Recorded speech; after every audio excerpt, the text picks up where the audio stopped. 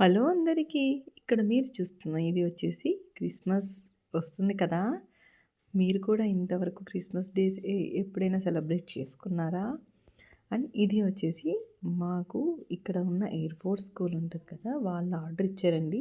చిన్ని బుజ్జి బుజ్జి పిల్లలు ఉంటారు. భలే ఉంటారు. అంత క్యూట్‌గా వాళ్ళ కోసం ఆర్డర్ ఇచ్చిన కేక్ అనమాట. ఇక్కడ మీరు చూస్తే మీకేమనిపిస్తుంది? ఏం చేస్తున్నాను అనుకుంటున్నారు? గెస్ చేస్తే పాజ్ చేసి కామెంట్ చేయండి. లేదా ఇప్పటికే మీకు అర్థమైపోయి ఉండాలి. ఇది వచ్చేసి 46 నంబర్ నాజిల్. మీరు చూస్తే దాంతో నేను 2 టైప్స్ ఆఫ్ డిజైన్స్ వేశాను. అర్థమైందా ఇప్పటికి? అదేనండి శాంతాని చేస్తున్నాను.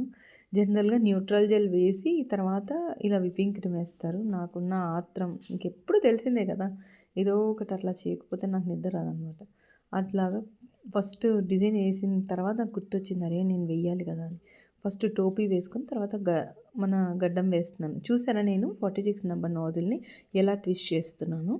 చూసారా ఎంత బాగా వచ్చిందో. పర్ఫెక్ట్‌గా క్రీమ్ విప్ అయితేనే అండి ఇలా మంచిగా వచ్చేది.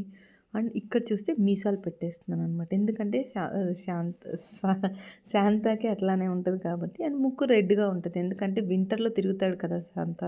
జలుబు చేసింది అందుకే ముక్కు రెడ్‌గా ఉంది. అండ్ కళ్ళొచ్చేసి బ్లాక్ కలర్ గనాష్ వేసేసి లుక్ ఫినిష్ చేశాను. ఈ కేక్ లుక్ మీకెలా అనిపించిందో కామెంట్ చేయండి. కింద అదే 46 నంబర్ నాజిల్‌తో బార్డర్ ఏసాను. వెయిట్ 1 కేజీ యూజ్ చేసింది 8 ఇంచ్ టిన్. బాయ్.